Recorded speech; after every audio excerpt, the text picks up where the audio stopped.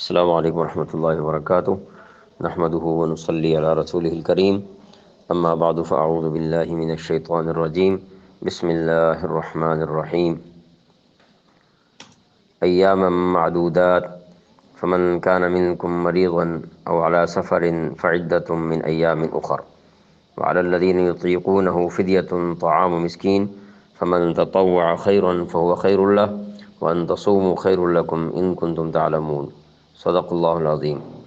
آج انشاءاللہ سورۃ البقرہ کی آیت نمبر 184 سے شروع کریں گے۔ ایامن چند دن، معدودات گنتی کے،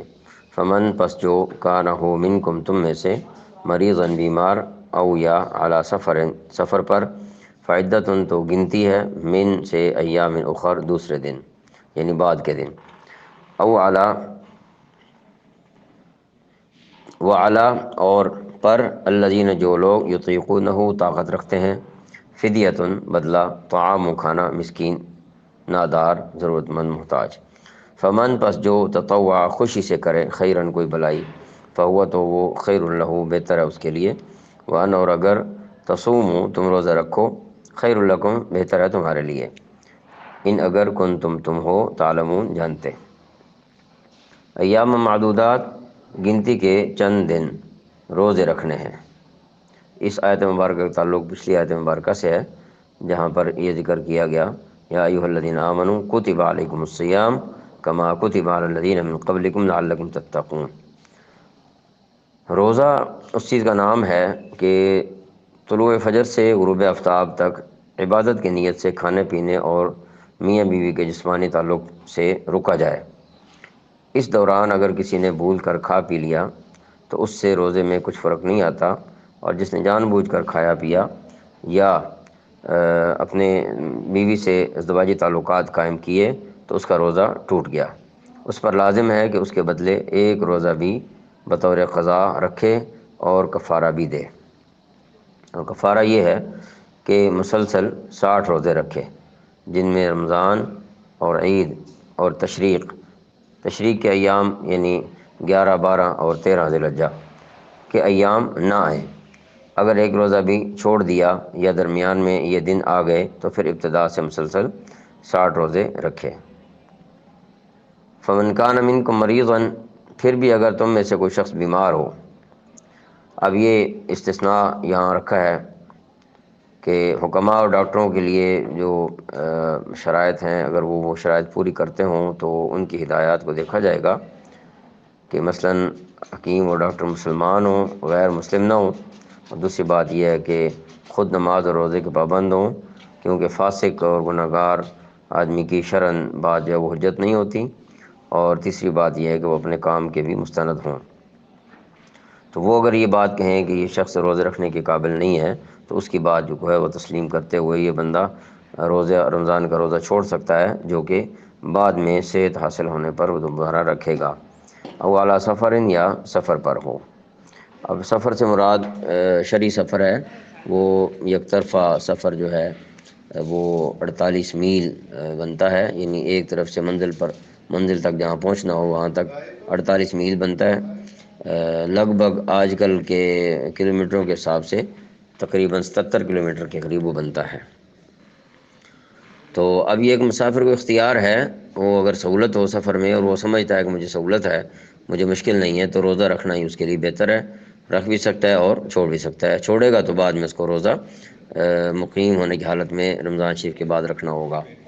فعدۃ من ایام اخر، جسے یہاں بیان کیا ہے، تو وہ دوسرے دنوں میں اتنی ہی تعداد پوری کر لے۔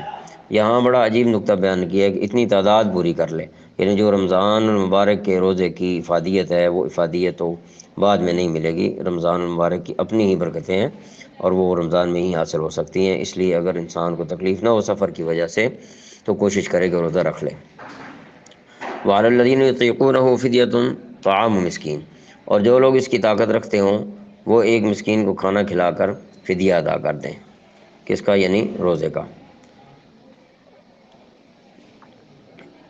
اچھا جی، اتنا یعنی یہ فدیہ جو ہے اتنا ہو کہ مسکین کی 2 وقت کی خوراک ہو جائے۔ اچھا، شروع میں جب روزے فرض کیے گئے تو یہ آسانی بھی دی گئی تھی کہ اگر کوئی شخص روزہ رکھنے کے بجائے فدیہ ادا کر دے تو یہ بھی جائز ہے۔ بعد میں آیت نمبر 185 نازل ہوئی جو آگے آ رہی ہے، اس آیت نے اس سہولت کو واپس لے لیا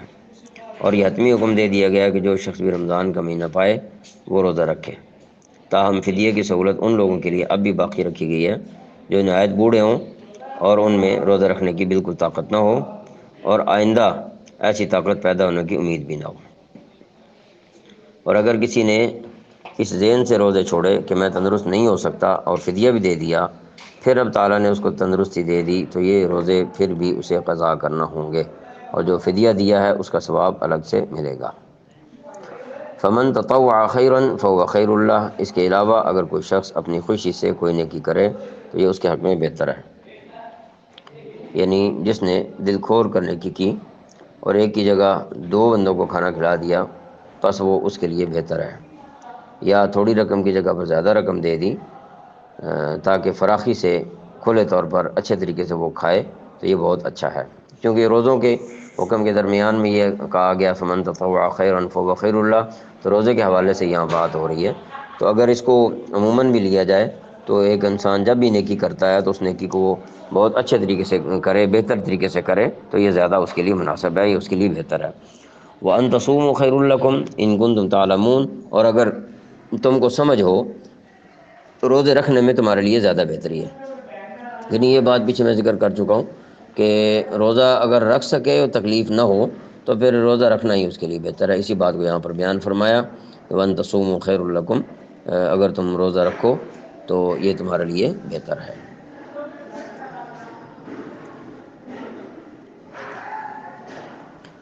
آیت نمبر 185، شہر رمضان، شہر مہینہ رمضان، رمضان کا الذی جس نے انزلہ نازل کیا گیا، فیہ اس میں القرآن قرآن، ہدن ہدایت للناس لوگوں کے لیے، وبینات روشن دلیلیں ہیں، من سے الہدا ہدایت، والفرقان اور فرقان، فمن پس جو شہیدہ پائے منکم تم میں سے الشہر مہینہ، فلیصمہ چاہیے کہ روزے رکھے، ومن اور جو کوئی کانا ہو مریضاً بیمار، او یا علی سفر سفر پر ہو، فعدۃ تو گنتی پوری کرے، من ایام دوسرے دنوں سے یا بعد کے دنوں سے، اخرى بعد کے، من ایام دنوں سے، اخرى بعد کے، یرید اللہ اللہ تعالیٰ چاہتا ہے بکم تمہارے لیے الیسر آسانی، ولا یرید اور نہیں چاہتا بکم تمہارے لیے العسر تنگی، ولتکملوا اور تاکہ تم پوری کرو العدۃ گنتی، ولتکبروا اللہ اور تم بڑائی بیان کرو اللہ تعالیٰ کی، علی ما ہداکم اس پر جو تمہیں ہدایت دی، ولعلکم اور تاکہ تم تشکرون شکر کرو۔ شہر رمضان الذی انزل فیہ القرآن، رمضان کا مہینہ وہ ہے جس میں قرآن نازل کیا گیا۔ آسمان دنیا پر ایک مقام ہے جس کا نام ہے بیت العزت اور بیت العظمت، اللہ تعالیٰ نے لوح محفوظ سے یہاں تک ایک رات میں مکمل قرآن پاک نازل فرما دیا۔ ھدی للناس وبینات من الہدی والفرقان، جو لوگوں کے لیے سراپا ہدایت اور ایسی روشن نشانیوں کی حامل کتاب ہے جو صحیح راستہ دکھاتی ہے اور حق و باطل کے درمیان دو ٹوک فیصلہ کر دیتی ہے۔ فمن شہد منکم الشہر فلیصم، لہذا تم میں سے جو شخص بھی یہ مہینہ پائے وہ اس میں ضرور روزہ رکھے، یعنی جو شخص تم میں سے اس مہینے میں گھر میں موجود ہو۔ ومن کان مریضا، اور اگر کوئی شخص بیمار ہو، یہ نہیں فرمایا کہ چاہے بیمار ہو روزے رکھو چاہے مر جاؤ، اسی طرح سفر میں بھی اجازت دے دی ہے، یہ گنجائشیں شریعت نے ساتھ ساتھ رکھی ہیں۔ او علی سفر فعدۃ من ایام اخر، یا سفر پر ہو تو وہ دوسرے دنوں میں اتنی ہی تعداد پوری کر لے، بیمار ہو یا سفر پہ ہو۔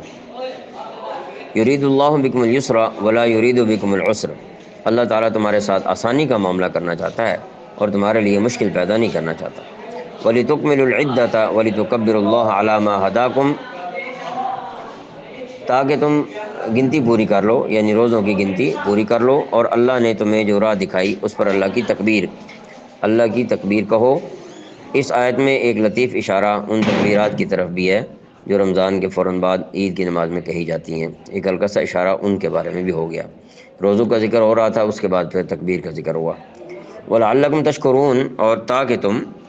شکر گزار بنو، یعنی اللہ تعالیٰ نے تمہاری ظاہری باطنی تکلیفیں دور فرمائی ہیں اور تمہیں ہدایت بھی نصیب فرمائی ہے، اور حکم روزہ بھی دیا، اور اس کے ساتھ ساتھ آسانیاں اور اس کے ساتھ ساتھ رعایتیں بھی اللہ تعالیٰ نے دی ہیں، اس لیے ہمیں چاہیے کہ ہم اپنے رب کا شکر ادا کریں۔ اللہ تعالی ہمیں توفیق عطا فرمائے۔